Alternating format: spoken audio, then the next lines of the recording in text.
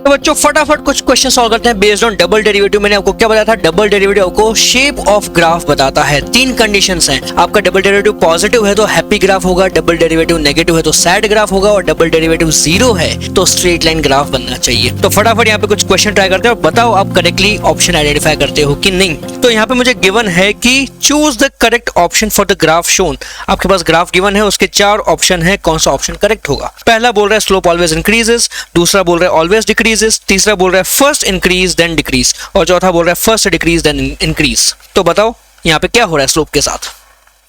मैंने आपको बताया था ग्राफ हैप्पी है तो डबल डेरिवेटिव हमेशा पॉजिटिव। तो यहाँ पे आप देखो ग्राफ ना पूरा स्माइल कर रहा है, हाफ स्माइल है लेकिन स्माइल तो कर रहा है हमेशा, तो दैट मीन्स हमेशा यहाँ पे स्लोप इंक्रीज होगा। तो मेरा ऑप्शन हो जाएगा ए करेक्ट आंसर। तो अब नेक्स्ट क्वेश्चन देखो, अगेन आपके पास एक ग्राफ है लेकिन ऑप्शन वही के वही है, तो इस ग्राफ के लिए कौन सा ऑप्शन सूटेबल है बताओ।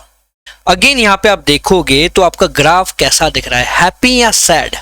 देखो यहाँ पे आपका ग्राफ हमेशा सैड है ऑलवेज, तो दैट मीन्स स्लोप यहाँ पे हमेशा डिक्रीज होना चाहिए, तो ऑप्शन बी हो जाएगा करेक्ट आंसर। यहाँ पे आप एक इंटरेस्टिंग पॉइंट देखो क्या हो रहा है, y आपका इंक्रीज कर रहा है। तो कई बच्चे ना इस चक्कर में कंफ्यूज होते हैं कि y इंक्रीज कर रहा है तो हम स्लोप को भी बोलेंगे इंक्रीज करेगा, लेकिन ऐसा नहीं होता। स्लोप आपका y पे डिपेंड नहीं करता, ओके आपका उल्टा y स्लोप पे डिपेंड करता है। फिलहाल बस आप यहाँ पे देखो कि ऑल्दो ग्राफ ऊपर जा रहा है ना, लेकिन उससे स्लोप को फर्क नहीं पड़ता। स्लोप आपका टेंजेंट पे डिपेंड करेगा, टेंजेंट का एंगल डिक्रीज हो रहा है तो स्लोप भी डिक्रीज हो रहा है यहाँ पे। तो अब थर्ड क्वेश्चन में अगेन कुछ सिमिलर है, चारों ऑप्शन सेम है। ग्राफ देख के बताओ हैप्पी है कि सैड है, या पहले हैप्पी बाद में सैड, या पहले सैड बाद में हैप्पी, क्या लग रहा है।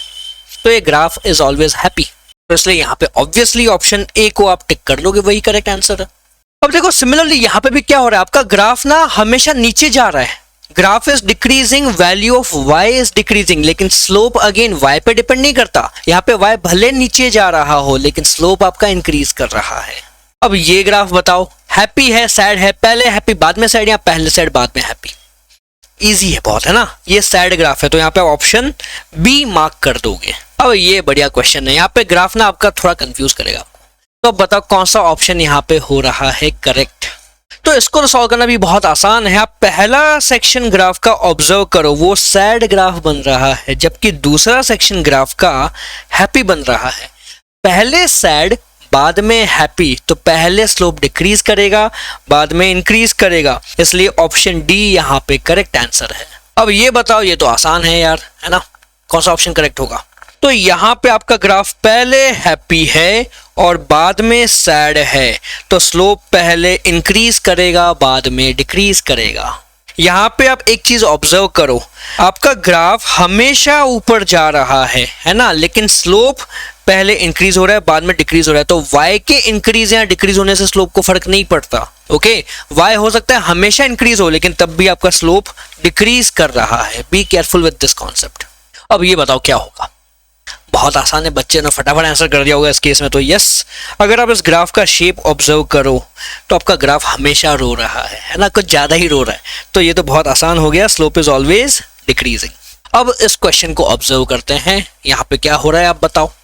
अब पूरा ग्राफ आपका हमेशा नीचे जा रहा है लेकिन कर्वेचर में फर्क है ना। तो आप जरा ऑब्जर्व करो, पहला कर्वेचर और दूसरा कर्वेचर दोनों अलग अलग टाइप के हैं। पहला कर्वेचर अगर आप ऑब्जर्व करो, ऐसे में अगर इस ग्राफ पे ही सर्कल बना दूं तो वो हैप्पी ग्राफ है, और दूसरा कर्वेचर आप ऑब्जर्व करो तो मैं इस पे ही अगर सर्कल बना दूं तो वो सैड ग्राफ है ना। तो पहले हैप्पी बाद में सैड, मतलब first increasing and then decreasing slope यहाँ पे बनेगा। अब इसको देख के बताओ इसमें कौन सा ऑप्शन करेक्ट है। ये थोड़ा सा ट्रिकी क्वेश्चन है, सोचो जरा इनमें से कौन सा ऑप्शन आपके हिसाब से आंसर करेक्ट होना चाहिए। देखो अगेन बहुत इजी है ये। आपका पहले का हिस्सा देखो, यहाँ पे ग्राफ के दो सेक्शन है, इधर एक सेक्शन है और इधर एक सेक्शन है। पहला सेक्शन कर्वेचर वाला है जबकि दूसरा सेक्शन स्ट्रेट लाइन है। तो मैं पहले सेक्शन को अगर ऑब्जर्व करता हूं तो वो हैप्पी ग्राफ है, लेकिन दूसरा जो सेक्शन है मेरे ग्राफ का वो तो स्ट्रेट लाइन है। There is no curvature involved in this part.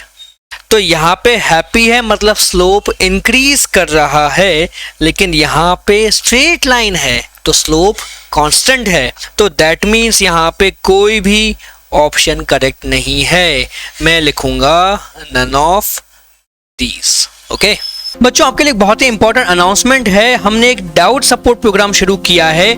ये प्रोग्राम उन बच्चों के लिए जो सेल्फ स्टडी करते हैं, ऑनलाइन वीडियोस देख के पढ़ाई करते हैं, लेकिन जब उनके पास कोई डाउट आते हैं तो वो डाउट क्लियर करने के लिए कोई फैकल्टी उनके पास अवेलेबल नहीं है। तो आप लोगों के लिए हमारे पास ये प्रोग्राम है जिसको आप ज्वाइन कर सकते हो और आप अनलिमिटेड डाउट्स हमसे पूछ सकते हो। इसके अलावा वो भी बच्चे जो ऑफलाइन क्लासेस कहीं ना कहीं जाते हैं या फिर ऑनलाइन भी उन्होंने कोई ना कोई कोर्स लिया हुआ है लेकिन वहां पे उनके डाउट्स फुली कंप्लीट नहीं हो पा रहे हैं, तो वो बच्चे भी हमारे पास ज्वाइन कर सकते हैं। मैं आपको इसके हाइलाइट्स बता दूं क्या है। Every week 3 to 4 live lectures होंगे जिसमें आप मुझे लाइव डाउट्स पूछ सकते हो।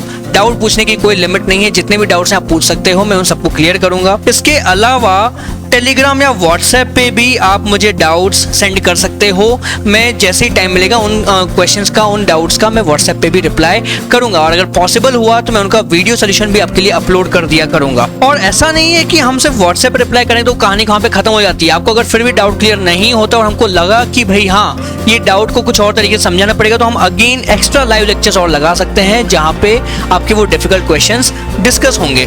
और ये पूरा प्रोग्राम आपके सारे सब्जेक्ट्स के लिए, फिजिक्स, केमिस्ट्री, मैथ्स और इवन बायो के लिए भी है, यानी कि जो नीट के बच्चे हैं वो भी इसको ज्वाइन कर सकते हैं। इसकी फीस बहुत सिंपल है, आपको हर एक सब्जेक्ट के लिए सिर्फ 1000 रुपीज पर मंथ पे करना होगा फॉर ईच सब्जेक्ट।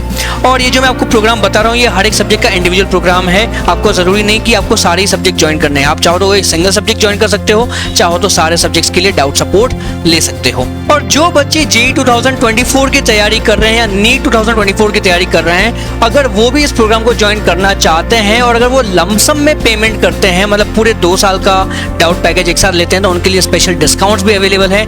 ज़्यादा डिटेल्स के लिए आप कॉन्टैक्ट कर सकते हैं। व्हाट्सएप लिंक मेरे डिस्क्रिप्शन में गिवन है, वहाँ पे आप क्लिक करिए और मुझे व्हाट्सएप करिए, मैं आपको रिप्लाई करूंगा।